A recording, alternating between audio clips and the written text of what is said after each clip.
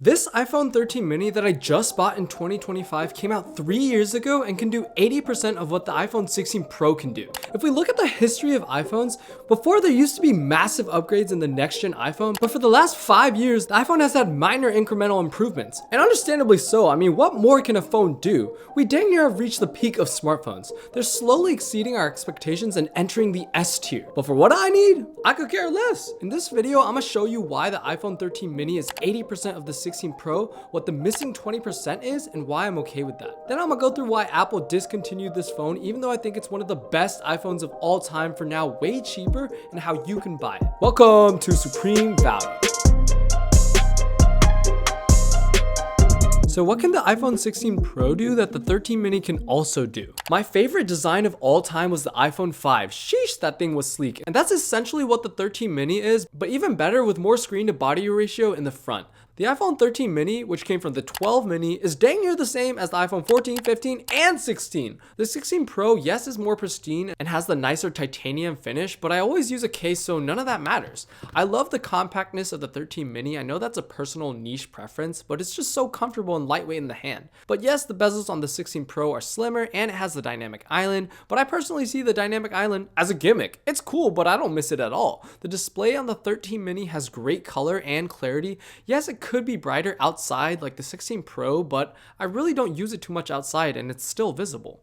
In terms of performance, every app that I use is buttery smooth still on the iPhone 13 mini. Like, yes, there's some lag here and there, and side by side the 16 Pro is clearly faster, but day to day, the 13 mini, even with the latest iOS 18, is still smooth. And because Apple supports really old phones for software, as they currently have the 7-year-old iPhone XR compatible with the latest update, it's safe to say that I'll at least get 2 to 3 more years of software updates. And even if that wasn't the case, I would be fine, as iOS is already so refined. And all of this is combined with great battery life. The iPhone 13 mini can definitely last you for around 6 hours with various usage of screen on time, which is plenty for me as someone who's trying to get it under 3 hours. The 16 Pro could last me like 9+ hours, and I actually could charge it every other day, but I'm fine with charging my phone every day. And some people still have to charge their phone every day with 9+ hours. And lastly, smartphones have really changed the way we use cameras, as nowadays average consumers don't buy separate cameras because their smartphone cameras are so good. And that's the case with the 13 mini. It's great. It's amazing. Before, you could really see the difference after the next gen iPhone, like from the iPhone 3 all the way up probably to like the 10. But from then on, for average homies like me,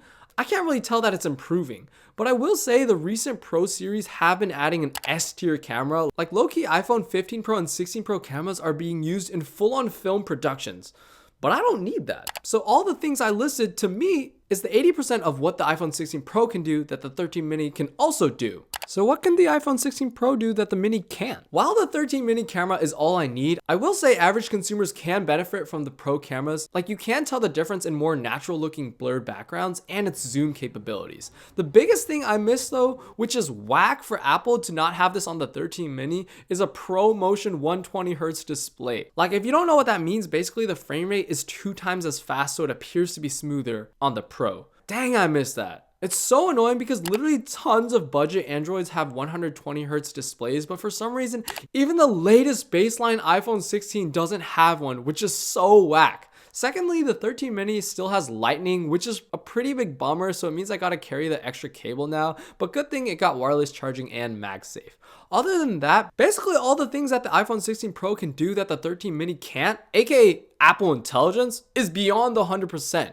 It really is excess to me and I don't need it, but also Apple Intelligence is in its first version, so there's plenty of things that needs to work out. Like, it is wildly impressive, really cool, and neatly integrated, but for the AI that I use, aka ChatGPT, I could just use the ChatGPT app. So I really believe the 13 mini can do 80% of the 16 Pro. I guess more so 80% of what I expect from the ideal smartphone. The 13 mini is amazing, so why did Apple kill off the mini iPhone? Unfortunately, people weren't buying it. People want more. Basically, people are using their phones more and more, so the small display wasn't cutting it for them. So Apple discontinued it and they no longer sell it. So where do you buy it? I bought a renewed one on Amazon for $300, $327 with tax, but renewed or refurbished phones come with less than the full battery since they were used, in which I plan to replace the battery probably at the end of this year, as mine came with 86% of its battery health, and you can do this directly through Apple for 90 bucks. So basically this phone is right above 400 bucks for the 128 gig model, or like 60 bucks more if you want the 256 gig of storage. That's a steal! For 400 bucks, I mean, compare that to 1,000.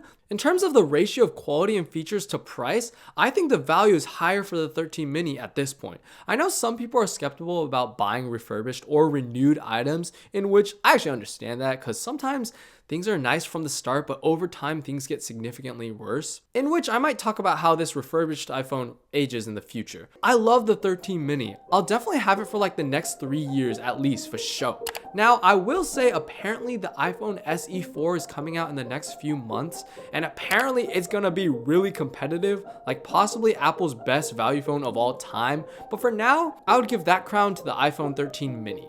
What do you think though? Do you think the 13 mini is 80% of the Pro, or am I tripping? Is my ratio off? What did I miss? Let me know in the comments. Peace!